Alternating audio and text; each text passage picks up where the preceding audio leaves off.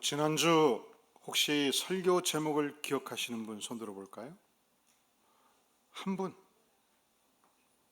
설교 제목이 뭐였던가요? 열린 마음.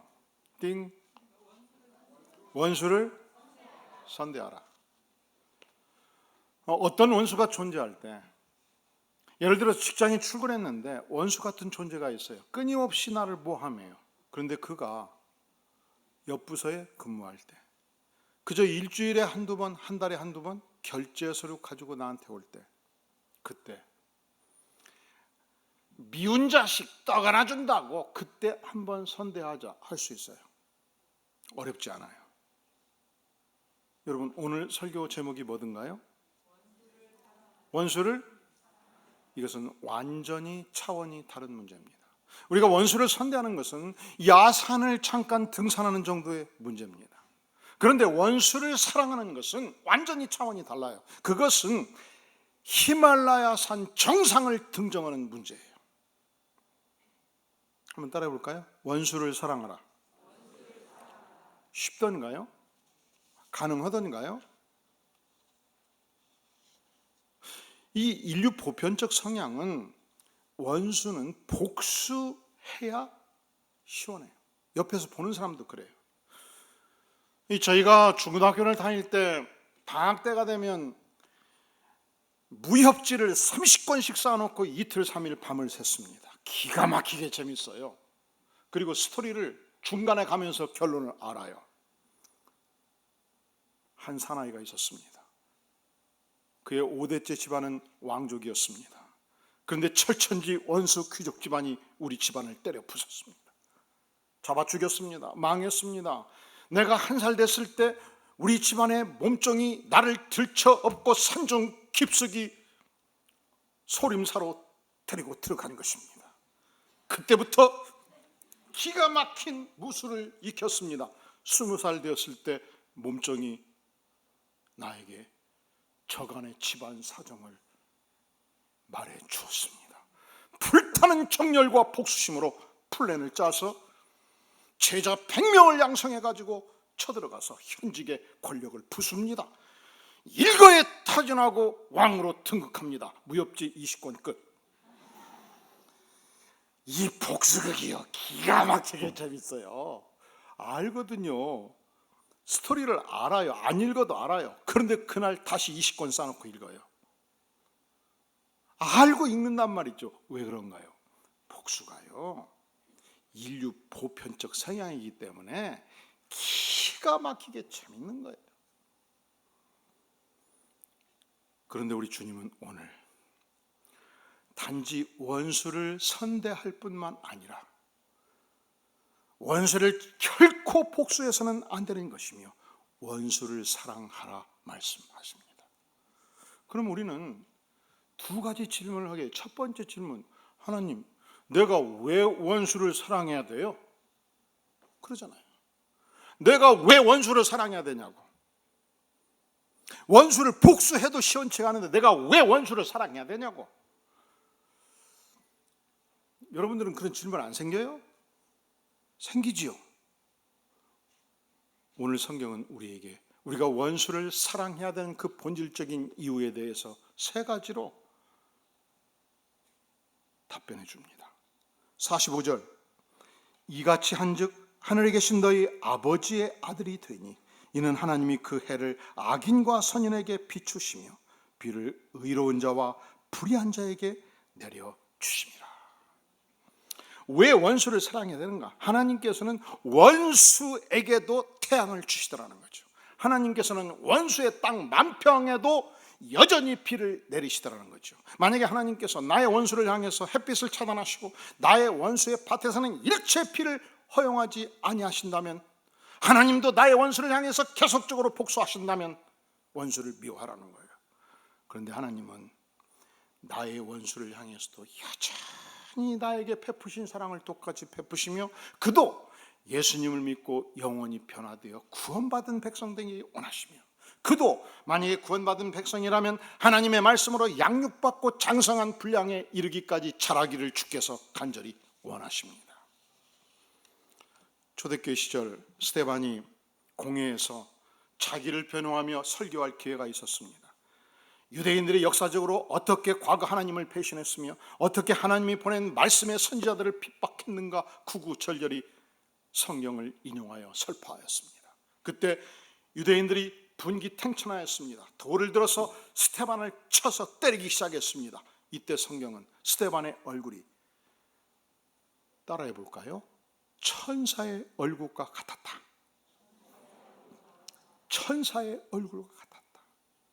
원수가 내 목을 향해서 돌을 치고 가슴을 향해서 돌을 치고 맞박이 깨져가는 그 고통스러운 상황 속에서 그는 원수를 미워하지 아니한 것입니다. 여러분, 왜 원수를 미워해요? 나를 공격하니까 미워하잖아요. 내 인격을 침해하니까 미워하잖아요. 내 권리를 침해하니까 미워하잖아요. 내 명예를 땅에 떨어뜨리니까 미워하잖아요.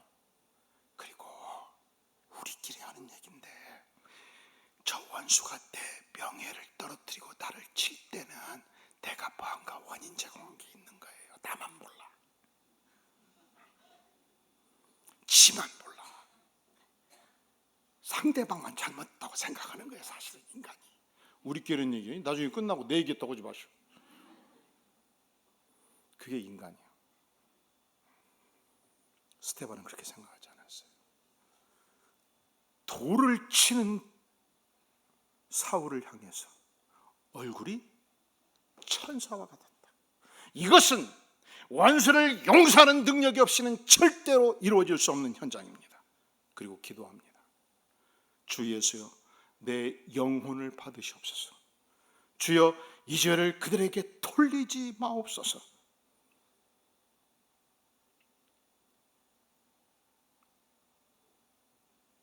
자기를 돌로 쳐 죽이는 영혼을 어찌 용서할 수 있겠습니까?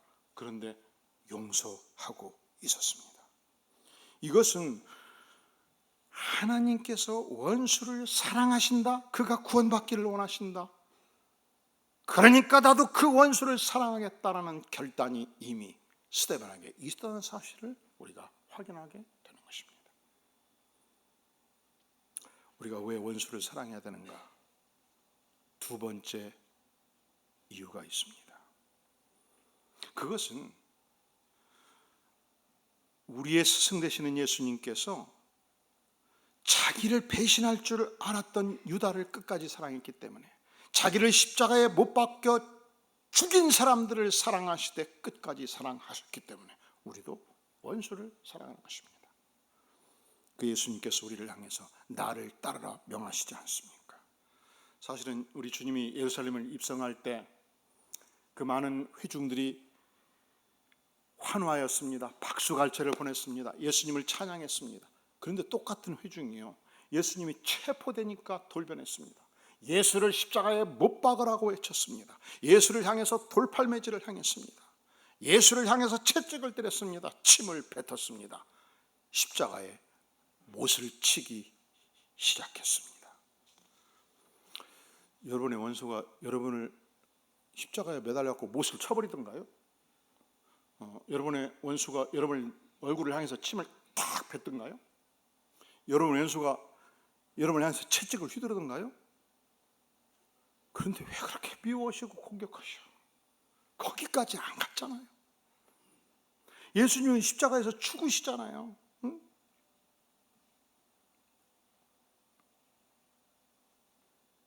우리 예수님께서 자기를 못을 받고 침을 뱉는 자들을 바라보면서 하나님께 기도합니다. 하나님이시여, 저들의 죄를 용서하여 주시옵소서. 저들이 자기들의 죄를 알지 못함이니이다. 자, 우리가 왜 원수를 사랑해야 되는가? 첫째로, 하나님이 나의 원수를 사랑하시기 때문에, 그 하나님은 나의 하나님이시기 때문에. 내가 왜 원수를 사랑해야 되는가? 우리 예수님께서 배신자였던 유다를 끝까지 사랑하셨기 때문에, 자기를 못 박는 욕하는 영혼들을 끝까지 사랑하셨기 때문에 내가 그리스도의 제자로서 그 길을 가는 것입니다. 하나님, 내가 왜 원수를 사랑해야 돼요 도대체? 그렇습니다. 주께서 오늘 세 번째 그 이유를 말씀하십니다. 48절 같이 한번 봉독해 볼까요? 시작. 그러므로 하늘에 계신 너희 아버지의 온전하심과 같이 너희도 온전하라. 여러분, 우리가 언제 온전성을 회복하게 될까요? 우리가 원수를 증오하고 그 원수를 향해서 복수의 칼을 갈 때 그 영혼은 결코 온전치 않은 것을 우리가 압니다. 그렇죠? 여기 칼을 갈고 있어요. 내가 언젠가는 반드시 복수하리라. 원수를 만났어요. 칼빛을 비춰요. 욕을 하고 있어요. 이 영혼이 온전한 영혼인가요? 이 영혼이 하나님이 인정하시는 훌륭한 영혼인가요? 온전하지가 못하잖아요. 내 영혼이 파괴되고 있잖아요. 사단이 내 영혼을 사로잡고 있잖아요. 원수가 미워서 잠 못 이루는 세월을 보낼 때 그 영혼은 결코 전능하신 하나님 앞에서 온전할 수 없다. 왜곡되었다. 사단에 점령되었다. 회복이 필요하다. 상처받은 영혼이다. 고통하는 영혼이다. 온전치 못한 영혼이다. 말씀하시지 않습니까? 원수를 향해서 비수를 던지고 저주를 퍼부을 때 그 입술이 결코 온전할 수 없다. 파괴된 입술이다. 저주받는 그 영혼이 저주가 아니고 저주하는 말하는 그 영혼이 저주가 아니냐. 그런 거로 하늘에 계신 너희 아버지의 온전하신 같이 너희도 온전하라. 우리의 온전성을 회복하기 위해서 우리는 원수를 용서하고 사랑하는 것입니다. 우리가 온전을 향해서 나아가는 유일한 길은 내가 헬스를 많이 해서 좋은 체력을 유지함으로 온전해지는 것이 아니에요. 그것도 필요하죠. 내가 책을 많이 읽어서 지식을 충분히 축적하는 것으로 온전한 것이 아니에요. 그것도 필요하죠. 내가 인격 도회를 엄청나게 해가지고 훌륭한 인격을 갖는 것, 그것도 필요하죠. 그것으로 온전하지 못해요. 만약에 내가 원수를 미워하고 있다면 나는 결코 하나님이 보실 때 온전한 인격의 사람은 못 되는 것입니다. 아시시의 성 프란체스코가 수도회를 설립했습니다. 이 수도회는 빈민들을 돕고 청교를 중시하고 구제를 열심히 하는 그 시대의 유명한 선교였습니다. 그런데 어느 날 사역을 위하여 모든 제자들을 모아놓고 40일 금식 기도를 선포를 했습니다. 제자들이 열심히 기도를 했어요. 3일이 되고 닷새가 되었을 때 엄청 배고팠습니다. 그때 한 제자가 화장실을 가는 척하고 금식 기도방을 나왔습니다. 주방으로 들어갔습니다. 빵이 보였습니다. 개걸스럽게 빵을 2개, 3개, 5개 쳐 잡수셨습니다. 그리고 뒷정리를 해야 되는데 혹은 안 먹은 척 해야 되는데 그냥 이게 거울을 안 보면 모르잖아요. 들어간 거예요. 갑자기 긴장감이 흘렀습니다. 눈빛이 표독해졌습니다. 미움의 눈빛이 올라갔습니다. 저 녀석 빵을 훔쳐먹은 놈, 우리의 위대한 금식의 계율을 깨버리는 나쁜 놈. 미움과 멸시의 눈빛이 오갔습니다. 질투의 눈빛이 오갔습니다. 성 프란체스코가 갑자기 일어섰습니다. 돌출 행동을 합니다. 그가 주방에 가서 주방에 있는 모든 빵을 바구니에 담아서 가지고 금식 기도방에 들어갔습니다. 아무 말 없이 어그적 빵을 먹기 시작했습니다. 그리고 자기의 사랑하는 제자들을 향해서 빵을 나누어 줬습니다. 이것으로 금식은 충분하다. 이제 빵을 바꿔라.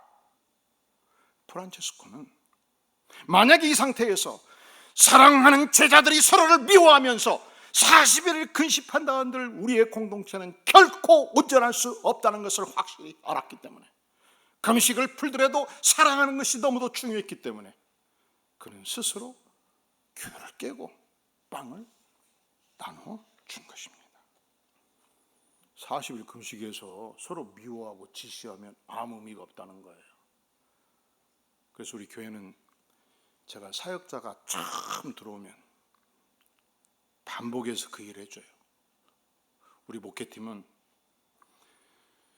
들어올 때까지는 성도들을 위해서 사역하라고 제가 불렀습니다. 그러나 오늘부터 전도사님의 목회 1번지는 성도가 아니고 목회자입니다. 우리가 만약에 목회자끼리 사랑하지 못한다면, 목회자끼리 빵 하나 먹었다고 질시하고 미워한다면, 우리가 오늘 말씀 원수를 사랑하는 이 메시지를 우리 스스로 찢어버리기 때문에 우리는 더 이상 성도 앞에 쓸 자격이 없습니다. 그런 거로 목회 1번지는 목회자입니다. 끝까지 사랑하십시오. 틀렸어요? 맞았어요? 틀렸어요? 맞았어요? 우리는 이 말씀에 최우선 앞장서서 실천하는 장군들입니다. 오늘 이 시대 우리가 왜 원수를 사랑해야 되는가? 세 가지 이유를 말씀하시는 거예요. 하나님께서 원수를 사랑하셔요. 우리 예수님께서도 원수를, 배신자를, 자기를 핍박하는 자를 끝까지 사랑하셨어요. 우리가 원수를 사랑해야 우리의 인격이 온전해지는 거예요. 어느 수준에서? 아버지 하나님 수준에서. 그러면 우리는 두 번째 질문을 하게 되지요. 아니, 이제는 이해가 돼요. 우리가 이제 마음의 형태를 세 가지로 보통 이해합니다. 지, 정, 의. 우리가 지적으로 명확한 이론을 세우는 것은 굉장히 중요합니다. 왜냐하면 방향을 설정하기 때문에. 이제 여러분, 원수를 미워하거나 핍박하거나 공격하거나 복수하면 돼요, 안 돼요? 돼요, 안 돼요? 안 되는 걸 확실하게 이해했지요. 그럼 복수가 팍 솟구칠 때 안 돼야. NO! 이게 되잖아요, 가슴에. 그죠? 그래서 두 번째, 의지적인 결단을 내리는 거예요. 내가 어떤 경우에도 원수를 공격하지 않겠다. 어떤 경우에도 원수를 향해서 침뱉지 않겠다. 이 결심이 서는 거예요. 그렇다고 해서 내 마음이 움직이지 않을 수는 있어요. 그러니까 두 번째 질문을 하나님에서 해보는 거예요. 하나님, 알겠습니다. 이제 원수를 왜 사랑하라 하는지 내가 이해를 했는데 내가 안 되잖아요. 결심을 했는데 실행이 잘 안 되잖아요. 가슴이 움직이지 않지 않습니까? 그래서 하나님, 과연 어떻게 해야 원수를 사랑할 수 있겠습니까? 첫 번째 질문은 why, 왜 내가 사랑해야 되는가? 두 번째 질문은 how, 어떻게 해야 과연 원수 사랑이 가능합니까? 여러분들은 워낙 원수들을 잘 사랑하셔가지고 질문이 없는 것 같아요. 근데 저는 이 질문이 있어요. 이게 너무 어렵기 때문에 하나님 좀 보여주세요. 그 방법을 제가 알아야 되지 않겠습니까? 첫째로, 어떻게 해야 사랑이 가능한가? 예수 십자가를 보혈로 1천억 원의 이상에 해당되는 내 인생의 모든 죄가 용서된 것을 내가 알고 거듭날 때 용서가 가능해요. 영원히 거듭나야 돼요. 십자가의 보혈로 변화가 있어야 돼요. 그러면 나에게 1,000원의 피해를 주는 자가 용서가 돼요. 내가 얼마를 용서받았죠? 1,000억 원 이상의 용서를 받았기 때문에 나에게 1,000원의 피해를 준 자가 용서가 되어지는 거예요. 십자가의 보혈로 구원받은 그 영혼은 이 축복을 알아요. 예수님의 제자 중에서 십자가에서 못 박힐 때 마지막까지 따라갔던 제자 한 제자가 있어요. 그 제자가 12제자 중에서 가장 사랑이 많았어요. 그 이름이 뭐죠? 사도 요한.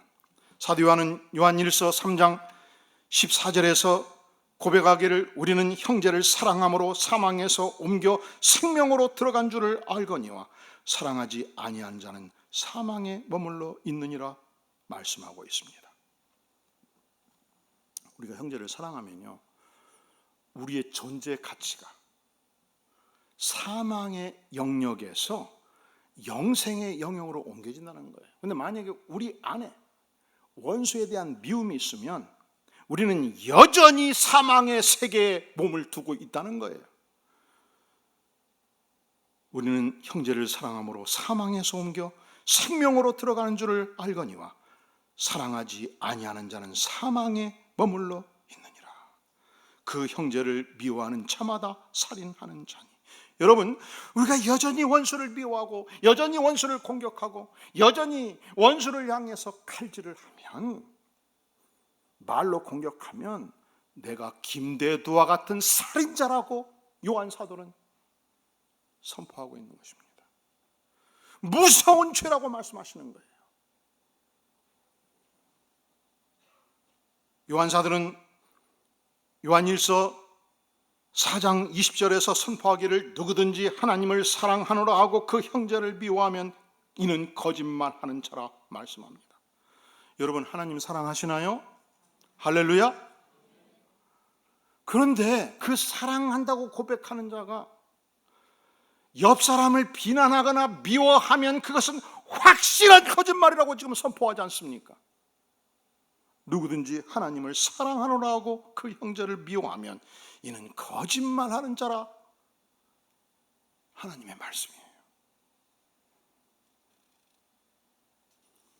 십자가의 보혈로 영혼의 치유를 받고 거듭난 인생은 그렇기 때문에 알아요.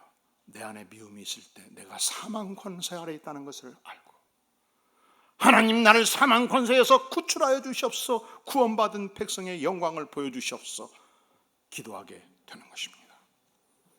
어떻게 원수 사랑이 가능하냐? 거듭나면 가능해요. 어떻게 원수 사랑이 가능하냐? 여러분, 언제든지 섬김의 언어, 사랑의 언어를 사용할 때 가능합니다. 여러분, 나의 원수, 나에게 고통을 주는 원수를 향해서, 나에게 불편을 주는 원수를 향해서 언제든지 섬김의 언어, 사랑의 언어를 사용하겠노라 결단하기로 작정하는 거예요. 할렐루야. 여러분, 결단하십니까? 제 눈을 보셔요. 지금 결단하세요. 내 원수, 나를 불편하는 영혼을 향해서 언제든지 사랑의 언어, 섬김의 언어를 사용하기로 결단합니다. 그리고 기도하는 거예요. 주님, 저는 저를 해치는 원수를 향해 결코 공격적인 언어를 사용하지 않겠습니다. 주님, 저는 저를 해치는 원수를 향해 결코 비난의 말이나 비꼬는 말을 사용하지 않겠습니다. 주님, 저는 저를 해치는 원수를 향해 언제든지 섬김의 언어, 사랑의 언어, 사과의 언어를 사용하겠습니다. 여러분들이 혹시 직장에서, 사회에서, 심지어 교회에서조차 사실이 아닌 어떤 비난의 말이 들릴 때, 사실이 아닌 사람을 해치는 나쁜 소문이 들릴 때, 진실에 기초하지 않는 어떤 악담이 들릴 때 절대로 동조하지 마세요. 그때 이렇게 하시면 좋아요. 따라해 볼래요? 그럴 리가 있나요? 지금 따라하지 못하는 분들은 좀 문제가 있는 것 같아요. 크게, 그럴 리가 있나요? 그거 아닐 거예요. 저는 여기까지 듣지요. 아니, 따라하시라니까. 다시. 그럴 리가 있나요? 그거 아닐 거예요. 저는 여기까지 듣지요. 우리가 상담할 수 있어요. 그리고 어떤 원수 때문에 내가 고통할 때 그 고통의 문제를 내가 표현할 수 있어요. 상대방을 공격하지 않고 사실을 얘기할 수 있어요. 그러나 사람을 비난하고 욕하는 것은 결코 안 됩니다. 사랑을 담아서 해야 된다는 말이죠. 제가 29년 전 반포 남서울교회 있을 때 한 3,500명 교우들이 있었고 부목사가 5명이었어요. 그런데 그 인격이 출중한 홍정길 목사님을 비난하는 어떤 말이 핵폭탄처럼 움직이기 시작을 했어요. 그게 사실이라면 사임하셔야 돼요. 그런데 파다하게 소문이 난 거예요. 그래서 5명의 목사가 모여서 회의를 하다가 정 목사님 그거 들었어요? 들었대. 다 들은 거예요. 그래서 종이를 꺼내가지고 이거 보통 일이 아니다. 누구한테 들었냐 썼어요. 그랬더니 다 달라. 그래서 우리가 1주, 2주 동안 목회를 다 줄이자. 어떻게 우리 어르신을 이렇게 모함할 수가 있냐. 그래가지고 사실 확인 작업을 하기로 결정하고 기도하기 시작을 했어요. 저는 A 권사님한테 들었거든요. 그래서 오시라고 해서 3일 전에 권사님께서 이렇게 말씀하셨죠. 그렇습니다. 그러면 누구한테 들으셨나요? 목사님 제가 그걸 어떻게 얘기해요? 얘기 안 하시면 권사님께서 지어낸 것으로 결론을 내리면 되겠습니다. 절대 자기는 그럴 사람이 아니래요. 자기는 남의 말을 인용도 못하고 바꾸지도 못한다는 거예요. 그러면 윗선을 대라. 목회를 다 착파하고 그 일을 한 거예요. 왜냐하면 그것이 목회보다 중요했기 때문에. 놀라지 마세요. 쫙 밝혀지는데 일주일 지나서 딱 만나니까 한 사람으로 올라갔어요. 권사님이셨어요. 근데 왜 이런 얘기를 하면 집중력이 가갑니까? 그리고 일주일이 딱 지나니까 모든 소문이 사라져버렸어요. 그래서 우리도 가끔은 나쁜 소문 실명제를 해야 쓰겠다. 절대로 사실에 근거하지 아니한 말 옮기지 마세요. 저는 우리 목사들이 얘기해요. 김경선 목사가 이런 말 했더라. 절대로 말하지 말라고. 말하지 마세요. 그리고 정확하게 인용할 수 없으면 표현하지 말라고 그래요. 항상 반복해서 얘기해줘요. 왜냐하면 어떤 말이 사람에게 줄 수 있는 상처가 크기 때문에, 사실이 아닌 말이 왜곡돼서 움직일 때 사단이 역사할 수 있기 때문에 그렇습니다. 두 번째, 좋은 소문, 칭찬의 말이 들릴 때는 이렇게 하시면 돼요. 따라해 볼까요? 과연 그렇군요. 좋습니다. 훌륭하십니다. 아름다운 일입니다. 듣기만 해도 기분이 좋습니다. 할렐루야. 여러분들이 주변에서 선한 일, 복된 일, 아름다운 일이 있을 때마다 선한 것을 축복하고 나누는, 좋은 것을 나누면 배가가 돼요. 나쁜 것을 나누면 나쁜 것이 1000배가 되고, 좋은 것을 나누어서 축복을 누릴 수 있기를 간절히 바랍니다. 또한 우리가 원수를 향해서 어떤 언어를 사용하느냐가 굉장히 중요할진데, 언제든지 나의 죄가를 사과할 수 있기를 간절히 바랍니다. 인간은요, 자기가 지은 죄는 잘 안 보이고 남이 지은 죄는 잘 보여요. 그래서 예수님도 마태복음 7장 3절에 보면 어찌하여 형제의 눈 속에 있는 티는 보고 내 눈 속에 있는 들보는 깨닫지 못하느냐 말씀하신 것입니다. 내 눈 안에 뭐가 들어있어요? 들보. 이게 들보예요. 이 기둥이 내 눈 안에, 이 기둥같이 큰 죄가 내 눈 안에 있는데 보여요, 안 보여요? 못 본다는 거예요. 근데 상대방 눈 속에는 작은 티를 보고 그걸 막 꺼내려고 그러고 그걸 고쳐주려고 그러니까 문제가 생기는 거예요. 원수 관계에서 내 잘못이 1%라고 생각하고 상대방의 잘못이 99%라고 생각할다 할지라도 언제든지 원수를 만날 때 1%의 죄가를 구하는 것입니다. 근데 실제는 그런 경우 다 보면 객관적으로 50대 50이야. 내가 1%라고 생각하는 거예요.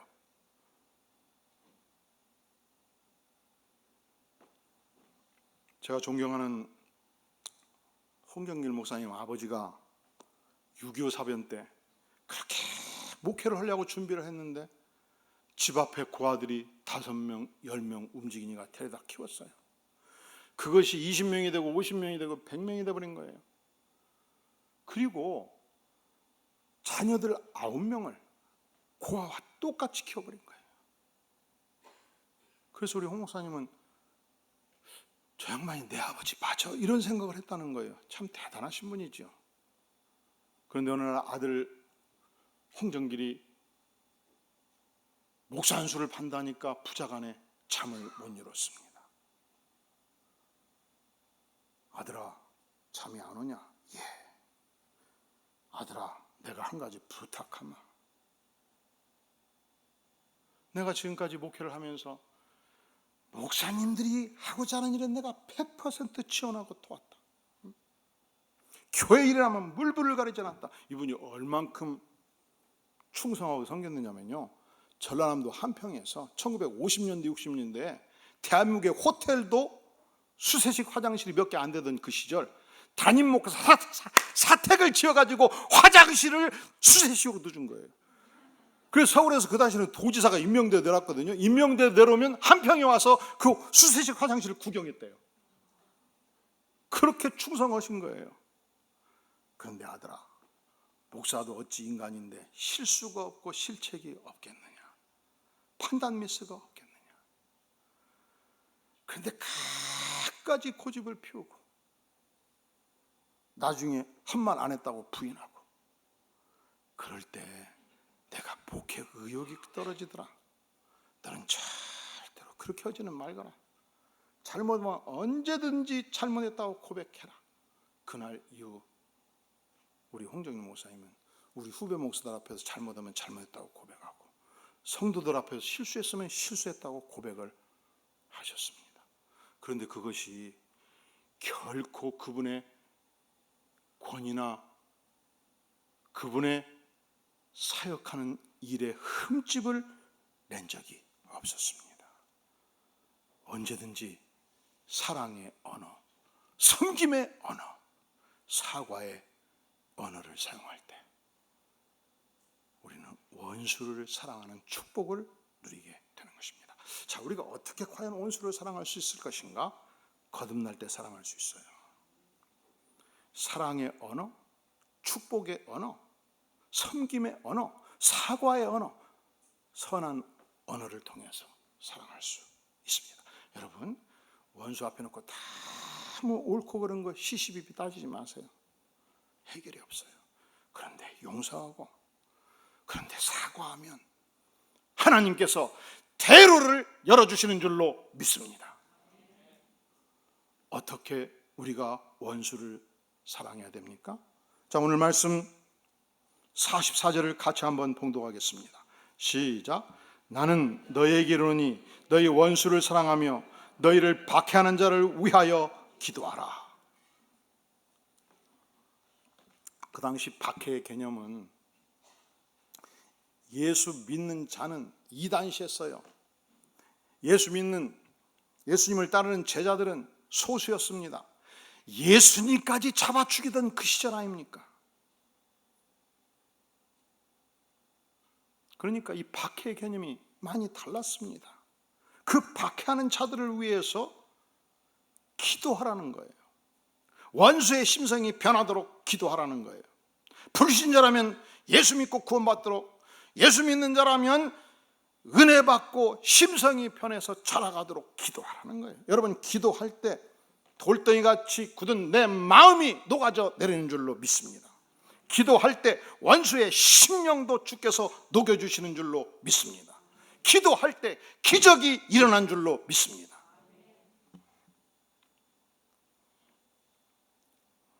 제가 목회를 22년 차다 보니까 모르는 척 해도요, 우리 교우들 관계에서 누가 누구가 어렵고 20년 전 뭔 일이 있었고 15년 전 뭔 일이 있었고 5년 전 뭔 일이 있었고 다 알아요. 그냥 모르는 척하고 기도할 뿐이에요. 그렇기 때문에 이런 설교가 엄청 어려운 거예요. 왜 어렵냐? 목사님, 내가 누구고 원수된지 알았어요? 누구한테 들었어요? 나 들으라고 한 소리죠. 그렇습니다. 당신 들으라고 하나님께서 말씀하시는 거예요. 제가 얘기한 게 아니에요. 그리고 오늘 설교 후에 저 만나지 마세요. 그래서 마지막 설교 간식으로 들어가 버리는 거예요. 여러분, 만약에 그것이 여러분의 가슴을 치면 하나님께서 여러분에게 직접 말씀하시는 거예요. 원수를 사랑하라. 저 만나지 마세요. 저 핍박하지 마시고. 그러면 제 설교가 제한돼요. 다 피해가야 되잖아요. 하나님이 말씀하시면 설교자가 싫어도 그 말씀을 선포해야 돼요. 그래서 이 말씀은 제 가슴에 심는 말씀이에요. 저도 원수가 있습니다. 그러나 주께서 말씀하시니 순종할 뿐입니다.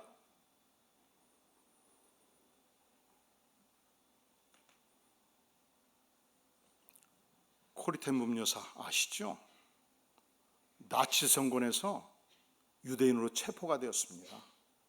나치 장교가 옷을 다 벗겼어요. 쳤어요. 때렸어요. 언니도 옷을 벗겨서 때렸어요. 언니는 가스실에서 죽여버린 거예요. 전쟁이 끝났습니다. 살아남았어요. 그런데 하나님께서 그에게 메시지를 주세요. 원수를 사랑하라. 여러분, 독일 전후 사회에서 나치스에 의해서 죽임을 당한 수많은 사람들이 있는 그 사회에서 얼마나 살벌한 원수 관계가 있었겠습니까? 그는 교회를 향해서 원수를 사랑하라고 외쳤는데 어느 날 그가 집회가 끝나고 악수를 하기 시작했을 때 바로 언니를 옷 벗겼던 그 장교, 언니를 죽였던 그 장교, 내 옷을 벗겼던 그 장교가 신사복을 입고 나에게 악수하기 위해서 쪼벅쪼벅 걸어오고 있었습니다. 그가 말하기를 온몸에 피가 솟구쳤다고. 주님, 제가 저 영혼만큼은 사랑할 수가 없습니다. 피할 길을 주세요.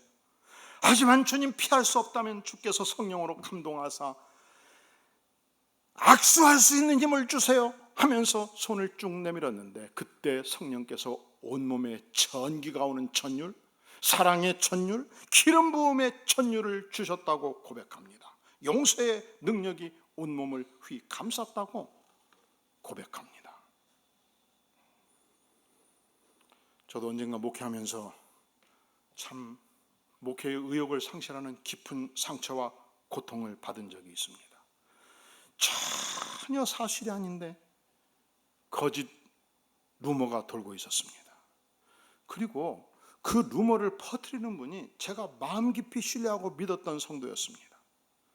이런 일이 있으면요, 갑자기 막 분노가 일어요. 목사의 길을 포기하는 거예요. 막 공격력이 생기고 막 배신감이 올라오고 막 전화기를 들었다 놨다 하고 막 왔다 갔다 하고 막 설교하고 막 30분, 2시간, 10시간 앉았어도 막 성경이 안 보이고 막 난리가 나버리는 거예요. 이 상황을 아십니까? 절대로 전화하지 않습니다. 절대로 안방에서 나가지 않습니다. 무릎 꿇고 기도합니다. 간절히 기도합니다. 그런데 이 무력감이 목회를, 하나님, 내가 이 상황에서도 목회를 해야 맞습니까? 내가 목숨 걸고 저들을 위해서 헌신하는 것밖에 뭐 있습니까? 내가 왜 이런 얘기를 들어야 됩니까? 내가 지금이라도 옷 벗고 사업을 해서 먹고 살지 이거 아닙니다, 주님. 뭐 이런 생각이 막 오는데 이상해지는 거죠, 사람이. 이 극단적인 무력감. 그런데 하나님의 말씀과 씨름하면서 간절히 기도하면서 밤늦게까지 하나님의 보좌 앞에 나아가서 부르짖을 때 주께서 내가 얼마나 죄 많고 연약한 존재였는가를 보여주십니다. 내가 너를 다 용서했다. 너도 그 성도 용서하라. 그때 말할 수 없는 성령의 기름 부으심이 전율이 온몸에 흘러갑니다. 주님의 사랑이, 은혜가 흘러넘칩니다. 도무지 하루 종일 성경과 말씀과 씨름해도 끝이 없던 설교 준비가 순식간에 은혜 받고 나니까 완성이 되어갑니다. 그렇습니다. 우리가 인간의 힘으로 용서할 수 있는 문제는 아니에요. 그러니까 기도하라고 말이잖아요. 박해하는 자를 위하여 기도하라. 원수를 위하여 기도하라. 그때 인간의 힘으로 할 수 없는 그 위대한 사랑을, 위대한 용서를 성령께서 폭포수와 같은 힘으로 덧입혀 주십니다. 자, 이것이 단지 목사만 가는 길이 아니에요. 이것이 단지 교회 장로님만 가는 길이 아니에요. 이것은 예수님의 제자된 모든 성도가 걸어가야 될 단 하나의 길. 그런 거로 이것은 우리가 선택하는 것이 아닙니다. 이것은 우리가 전심을 다하여 이 말씀에 순종할 뿐입니다. 이 축복이 이번 여름 여러분의 생애 속에 심령에 충만히 임하기를 주의 이름으로 축원합니다. 기도하시겠습니다.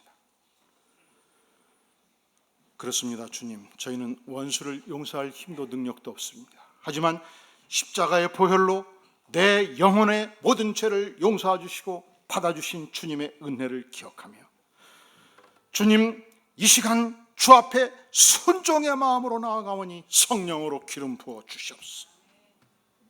주님, 우리의 모든 언어 생활이 진실에 근거해서 섬김과 사랑의 언어 생활이 되게 도와주시옵소서. 주님, 우리의 만남이 만날 적마다 성령의 기름 부음으로 기쁨과 영광으로 넘치게 부어 주시옵소서. 기도할 적마다 하늘의 영광을 맛보는 복된 백성들 되도록 아버지께서 기름 부어 주시옵소서. 오늘 이후 우리의 입술이 언제든지 진실과 섬김과 사랑과 사과의 언어로 넘쳐나게 도와주시옵소서. 교회에서 만나는 그룹마다 하나님의 백성들이 가는 모든 사회적 영역마다 이 하늘의 기름 부으심이, 성령의 기름 부으심이 넘치게 도와주시옵소서. 아버지여, 우리를 불쌍히 여겨 주시옵소서. 성령의 기름 부음이 오시는 우리가 이 말씀에 순종할 수 없는 연약한 존재인 것을 고백하오니 주님, 우리를 불쌍히 여겨 주시옵소서.